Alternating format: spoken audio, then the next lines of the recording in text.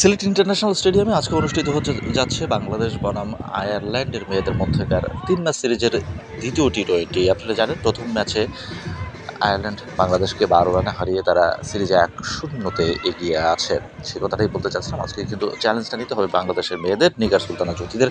আজকের ম্যাচ তারা যদি জিততে পারে তাহলে সিরিজে সমতা আনতে পারবে, আর যদি না জিততে পারে তাহলে, অর্থাৎ আয়ারল্যান্ড যদি জেতে তাহলে কিন্তু এক ম্যাচ হাতে রেখে আইরিশ মেয়েরা সিরিজ জিতে নেবে। আমরা যেটা দেখতে পেয়েছি ওয়ানডের চেয়ে আইরিশ মেয়েরা টি-20তে যথেষ্ট শক্তিশালী। আমরা গত ম্যাচে সেটা খুব ভালোভাবেই দেখতে পেয়েছি। যদিও ৩৫ রানে এসেছিল আয়ারল্যান্ডের ইনিংসে পাওয়ার প্লেতে, কিন্তু তার পরপরই তারা এমনভাবে গিয়ার আপ করলো সেই রানটাকে তারা ১৬৯ রানে নিয়ে গেল।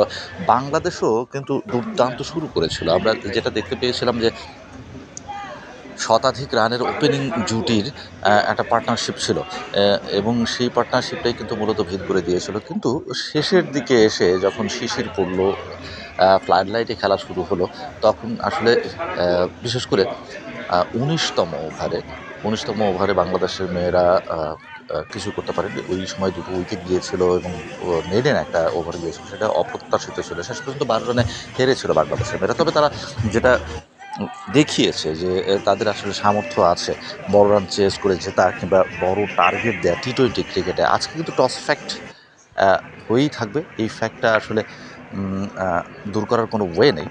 আজকেও বাংলাদেশকে জিততে হলে ভালো ক্রিকেটটাই খেলতে হবে।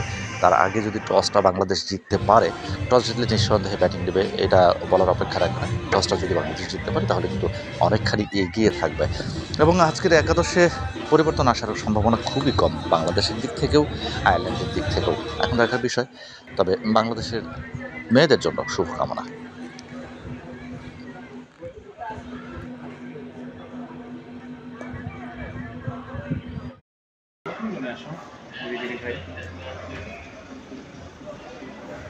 বাংলাদেশ খেলার পর কি ভাবছেন?